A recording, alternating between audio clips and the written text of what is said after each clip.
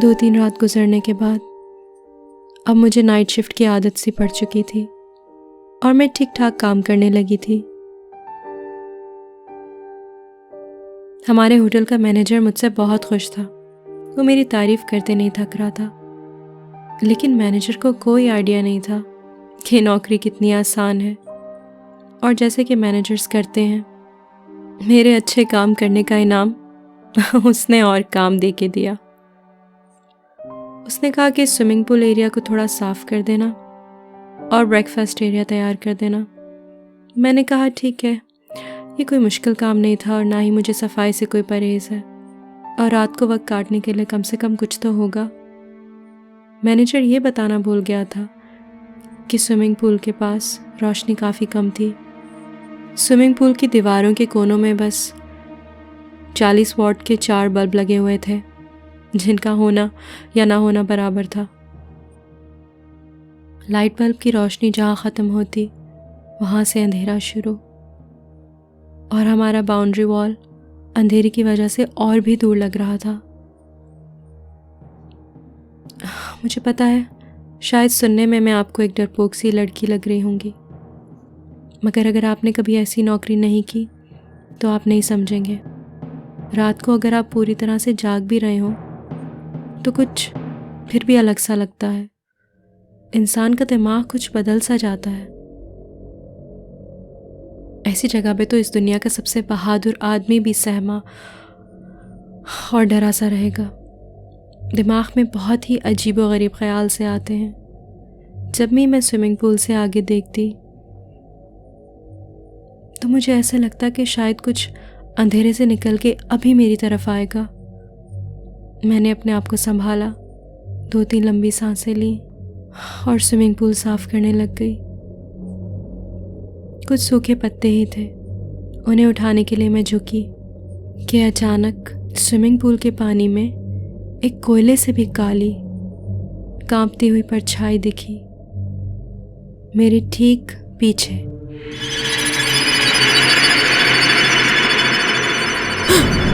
मैं इतना जल्दी मुड़ी कि मैं गिरने वाली थी। काफ़ी मुश्किल से मैंने अपने आप को संभाला, लेकिन वहाँ कुछ भी नहीं था। मैं पूल के पानी की तरफ मुड़ी, वहाँ भी कुछ नहीं था। मैंने किसी तरह जल्दी जल्दी सफाई की और जल्दी से जाके दरवाज़ा लॉक कर दिया। उस रात मैं तो बाहर की लाइट्स भी बंद करना भूल गई थी।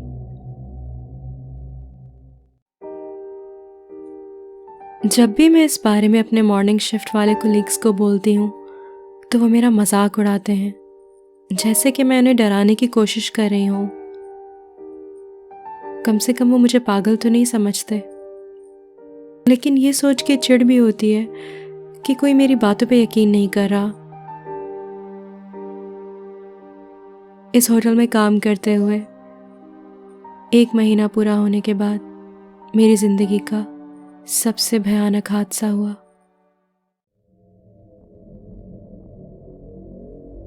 उस दिन न्यूज़ में आया कि आज भयानक आंधी और तूफान आने वाला है, जिसकी वजह से पावर कट हो जाएगा। ब्रेकफास्ट एरिया में बैठ के मैं ये न्यूज़ देख रही थी। अभी टीवी पे ये न्यूज़ चल ही रही थी कि अचानक से बिजली चली गई। होटल में पूरा कब्रिस्तान जैसा सन्नाटा हो गया। ना फ्रिज की आवाज़, ना कंप्यूटर की, सिर्फ बाहर चलने वाली आंधी की आवाज़। एक रूम के गेस्ट ने कॉल किया।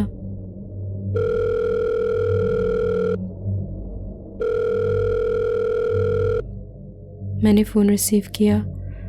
गेस्ट एक 18 या 19 साल का लड़का था, जो कि कंप्लेन कर रहा था कि गीज़र काम नहीं कर रहा। 2 दिन पहले ही हमारा जनरेटर ख़राब हुआ था, उसकी वजह से पावर बैकअप नहीं था। मैंने सोचा कि इतनी रात को कौन नहाता है, गीज़र का ये क्या करेगा। खैर, गेस्ट को मैं ये बात नहीं बोल सकती थी। काफ़ी देर बहस करने के बाद और सॉरी बोलने के बाद उसने आखिर फ़ोन रख दिया। अब इसे मेरी खुशकिस्मती समझें या बदकिस्मती, क्योंकि उसके बाद किसी और ने कॉल नहीं किया। और पूरी रात मुझे अकेले गुजारनी थी। मेरे पास सिर्फ एक टॉर्च थी, लंबी स्टील बॉडी वाली, जो कि आजकल चौकीदार भी यूज़ करते हैं। मेरे अब्बू हमेशा कहते थे कि बुरे वक्त के लिए हमेशा तैयार रहना चाहिए। अच्छा है मैंने उनकी बात सुनी। लेकिन एक प्रॉब्लम ये थी कि वो टॉर्च काफ़ी पुराना था। उसकी रोशनी कुछ कमज़ोर थी और वो बीच बीच में बंद भी हो जाया करता था। फिर मैंने वो आवाज़ सुनी। लोग कुछ भी कहें कि नहीं, वो हवा चलने की आवाज़ थी, या सूखे नल से हवा निकलने की, या दरवाज़ा बंद होने की। चाहे कोई कुछ भी कहे, लेकिन मैंने साफ सुना वो एक औरत के कराहने की आवाज़ थी, जो कि पूरी लॉबी में गूंज रही थी। बाहर नहीं, ये आंधी की आवाज़ नहीं थी। मैं किसी को बोलूं तो भी वो नहीं मानता। वो दर्द से कराहने की आवाज़ थी, जो कि सभी दीवारों से आ रही थी। और मैं टॉर्च को हर तरफ घुमा के देखने की कोशिश कर रही थी कि ये आवाज़ आखिर आ कहाँ से रही है। धीरे धीरे वो कराहने की आवाज़ पास आने लगी।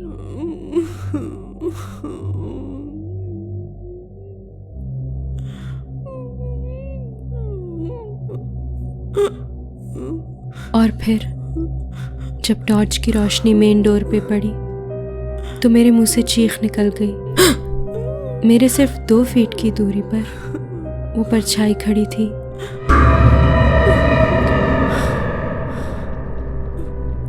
उसका चेहरा ऐसा था कि जैसे किसी चीज़ ने उसे तोड़ मोड़ दिया हो। आंखों की जगह काले अंधेरे से भरे 2 छेद थे और उसका पतला सा मुरझाया हुआ चेहरा, और उसके जिस्म में से बदबू आ रही थी।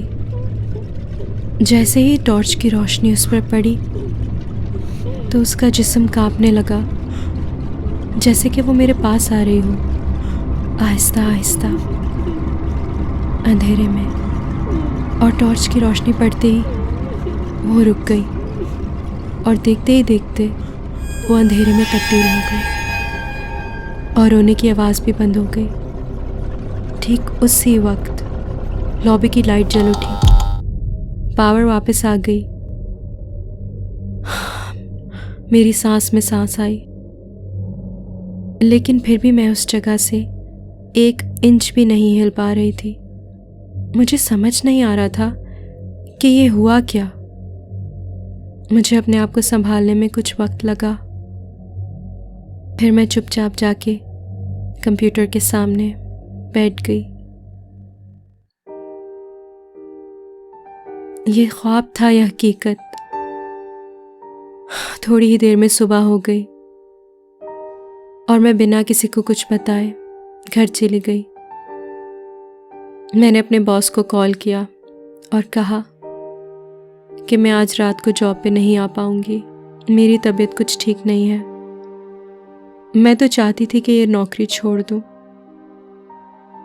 लेकिन बहुत मेहनत और मुशक्क़त के बाद ये नौकरी मिली थी और घर वापस जाके मुझे ताने नहीं सुनने थे। उसके बाद मैं जब भी सोने की कोशिश करती तो वो चेहरा मेरी आंखों के सामने आ जाता और ये ख्याल भी आता कि अगर सही वक्त पे उसके ऊपर टॉर्च की रोशनी ना पड़ी होती तो न जाने क्या होता, या वो टॉर्च काम नहीं करता तो क्या होता।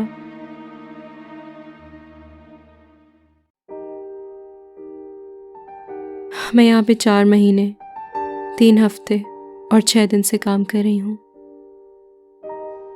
अगर ये 6 महीने होते तो मैं ये नौकरी छोड़ सकती थी, लेकिन 4 महीने का वर्क एक्सपीरियंस किसी काम का नहीं।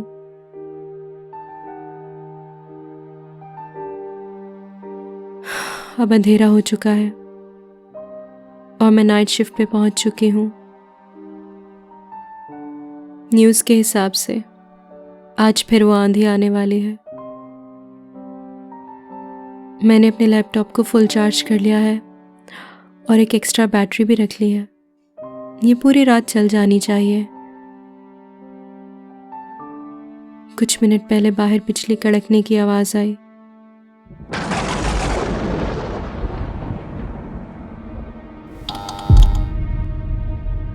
ओह, मेरा टॉर्च तो मेरी गाड़ी में ही रह गया है।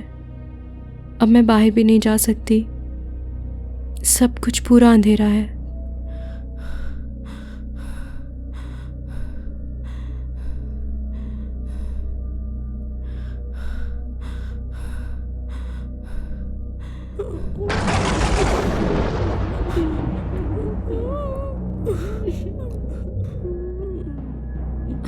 ओह नो, लो बैटरी वार्निंग। दूसरी बैटरी तो सोफे पर है। मुझे फिक्र नहीं करनी चाहिए। लैपटॉप में जब तक पावर है मैं ठीक हूँ, तब तक मुझे कुछ नहीं हो सकता।